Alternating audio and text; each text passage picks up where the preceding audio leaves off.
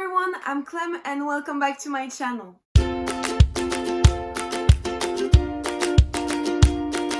Today I'm going to be sharing with you my thoughts on the different books I've read in April.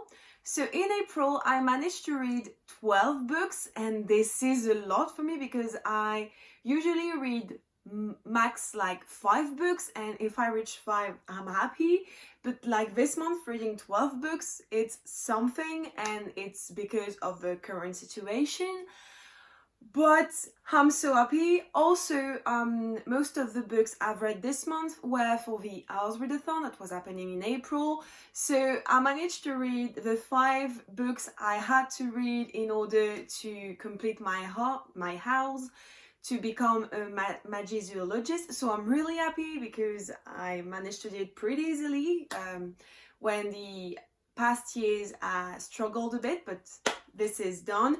I also managed to do the, what was it called? Stay at home reading rush, even though it was not like I planned, I did some mistakes, but I still managed to complete it. And also I've read some other books that were really amazing, and I'm going to show them to you right now.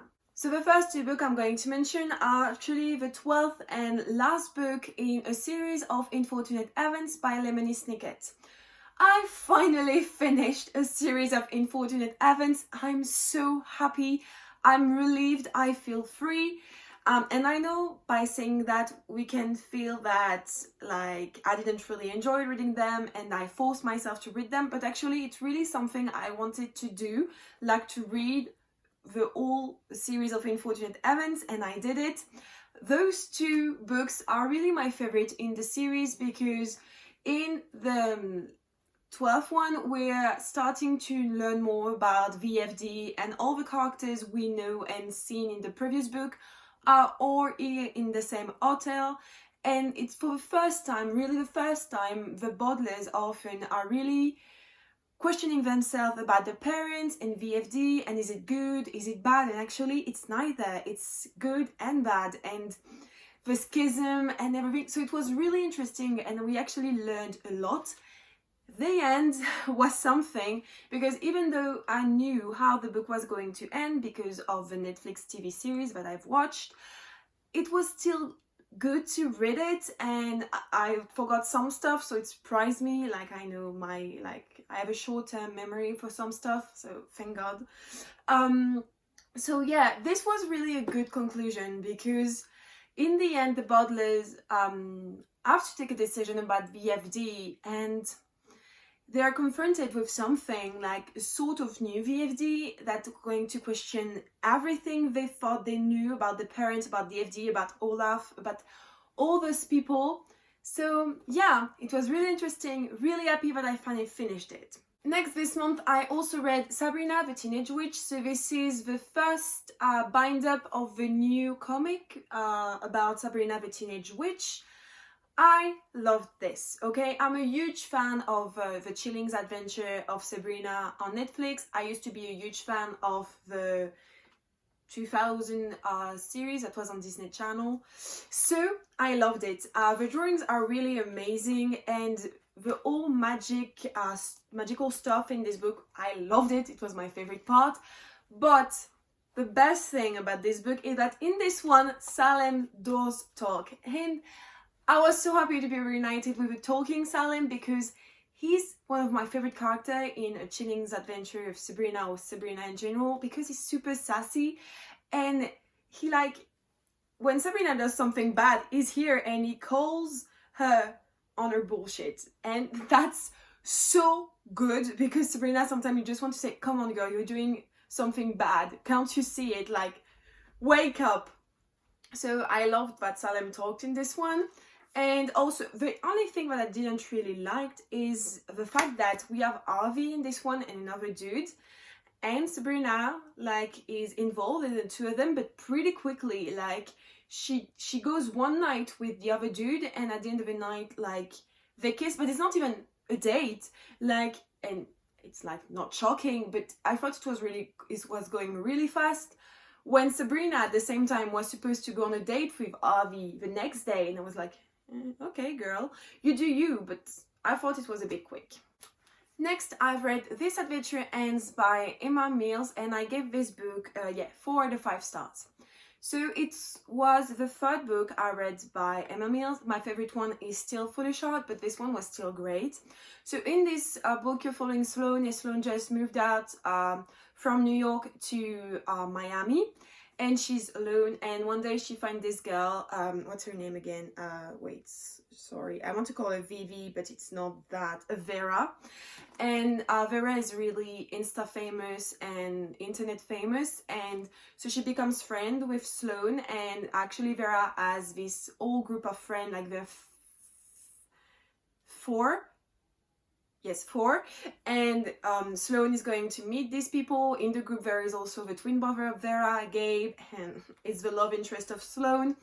And actually Vera and Gabe lost their mom, and she was an artist, and Sloane throughout the book is going to find one of the painting of their mom to give them to give them, and that's pretty much the book. But the main part of this book is the friendship between the 5 of them, and it was really amazing. And that's what I love with Emma Mills, is that there is love in this book, but it's not the major point, the major theme, okay? It's like a side story in a way.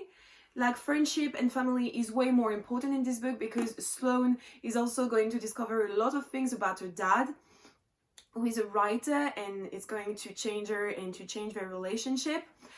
Though the dad was one of my favorite characters because he's super funny, he makes joke all the time, I love him. And in this book, both of them, Sloane and her father, are going to discover fanfic over a TV series they're watching, and I thought it was super interesting to read about fanfiction in a book, because I could like see myself when I was 13 reading all night Harry Potter fanfiction, and I thought it was really good. This month I also finally read The Cruel Prince by Holly Black. So there is a reading vlog about me reading The Cruel Prince. If you want to see all my thoughts on this book, I'm going to link it here if you're interested.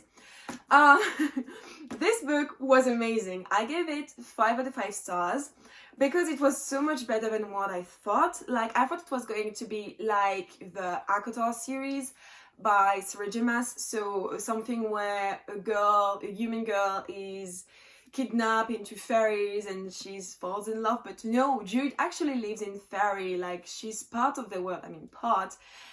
It was so good, and she's super badass. Cardin, at first I didn't like him because he's a bitch, but throughout the book you discover that actually there's more to him.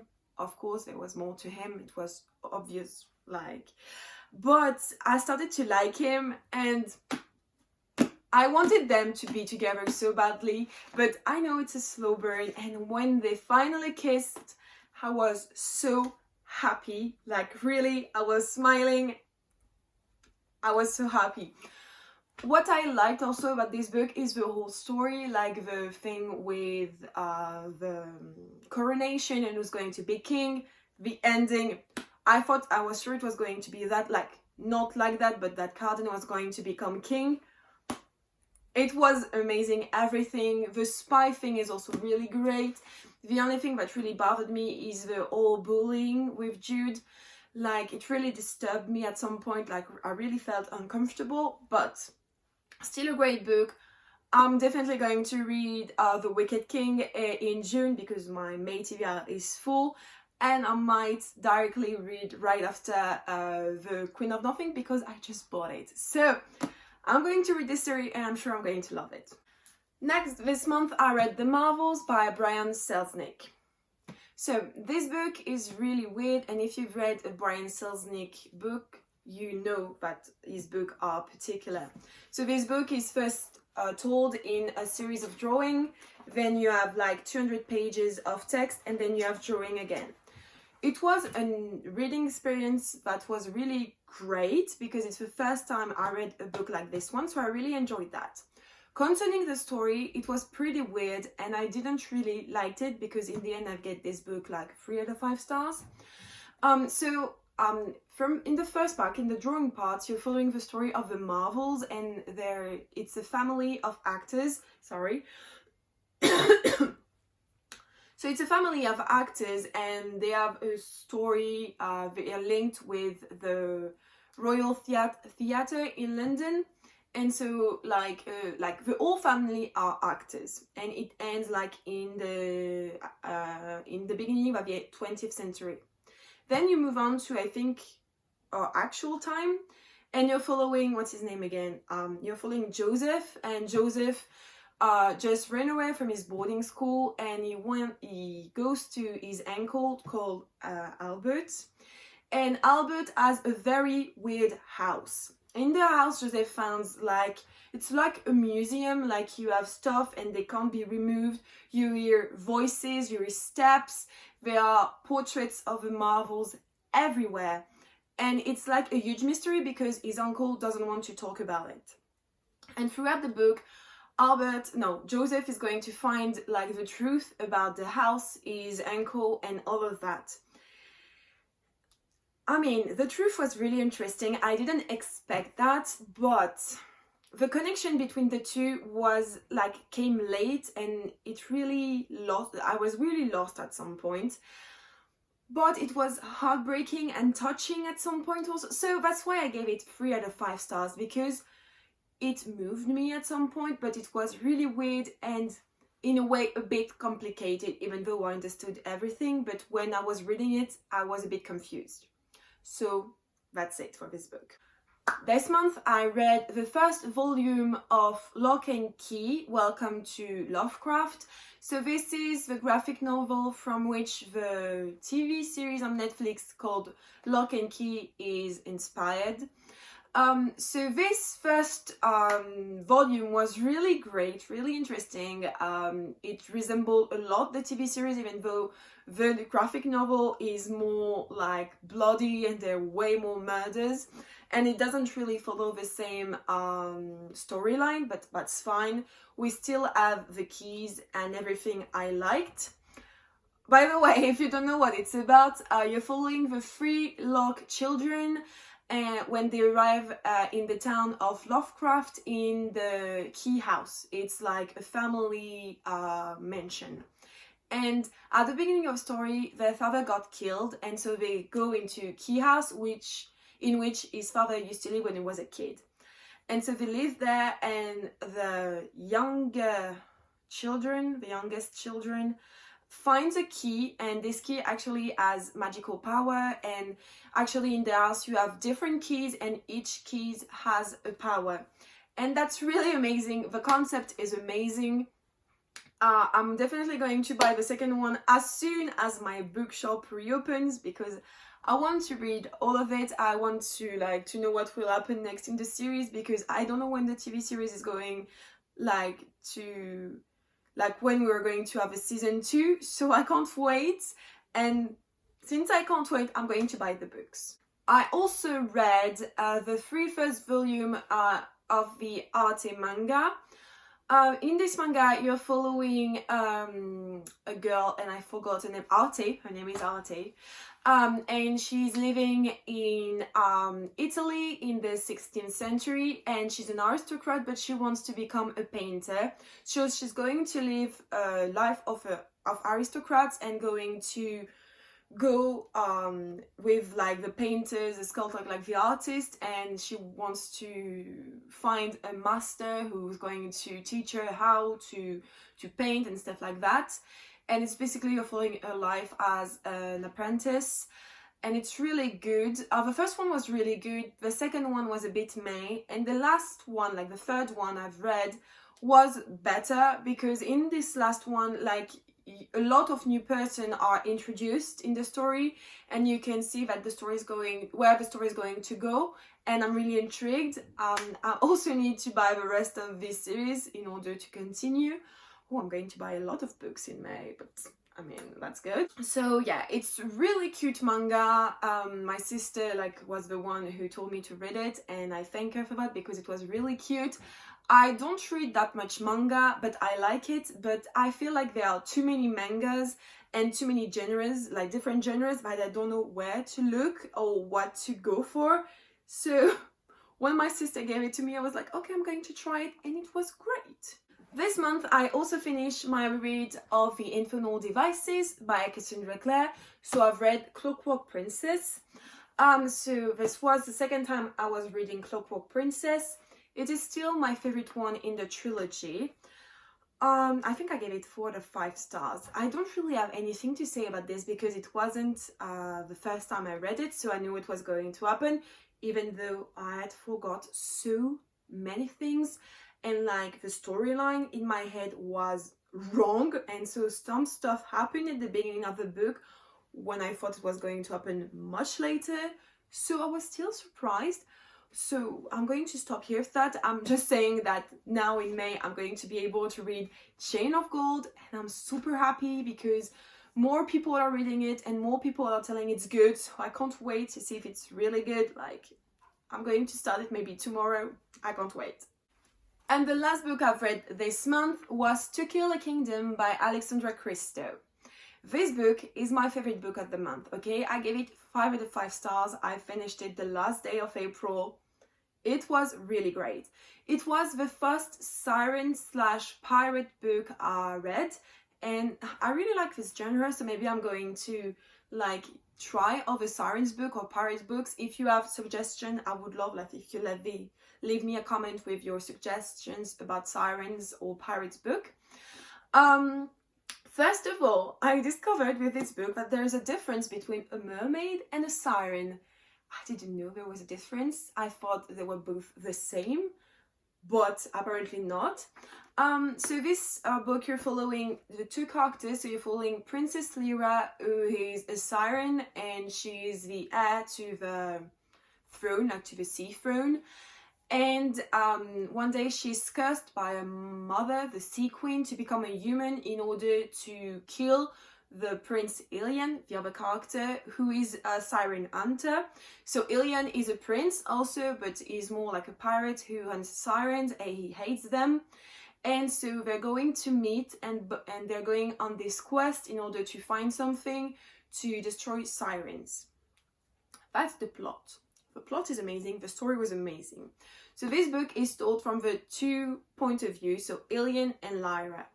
I preferred Lyra's chapter because, as I said, Lyra's at the beginning of the book becomes a human, and so with a chapter you can discover way more because you're discovering it with her.